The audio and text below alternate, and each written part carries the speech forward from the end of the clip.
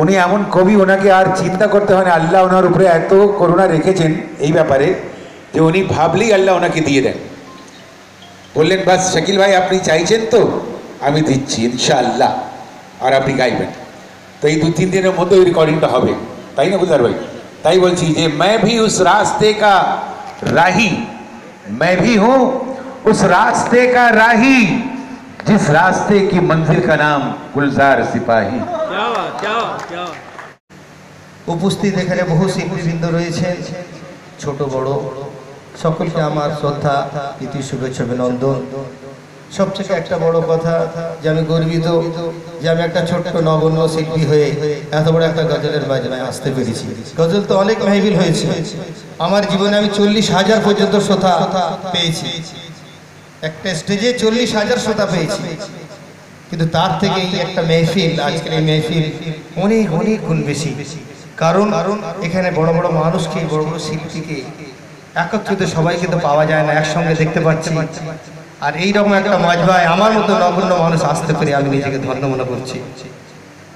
তো যাই হোক, কবি গুলজার সিপাহী উনি শুধু কবি নন, আমার দৃষ্টিতে, আমার জ্ঞানে উনি একজন এমন মহান মানুষ যিনি গজল জগতের কাণ্ডারি এবং দিশা।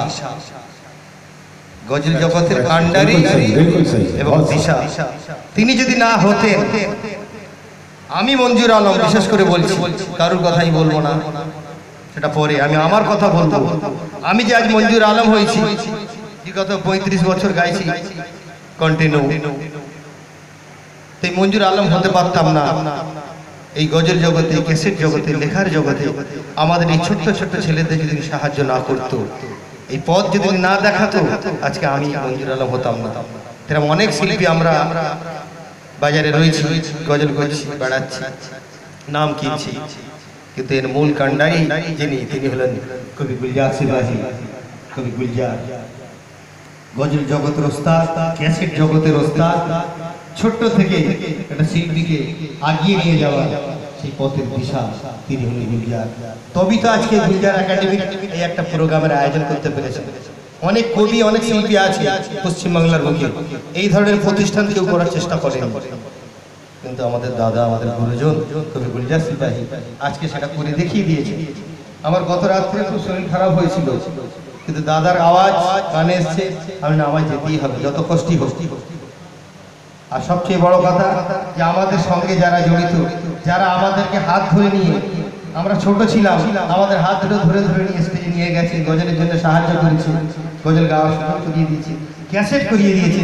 ইসকে হাবিব, শাকিল আনসারীর মতো মানুষ, এমন এক মহান মানুষ যে অল এশিয়া, সারা বিশ্ব ঘোরা হয়ে গেছে, আমাদের কাছের মানুষ, সবসময় তাকে আমরা দেখতে পাচ্ছি, কত ফ্যামিলি মনে হচ্ছে।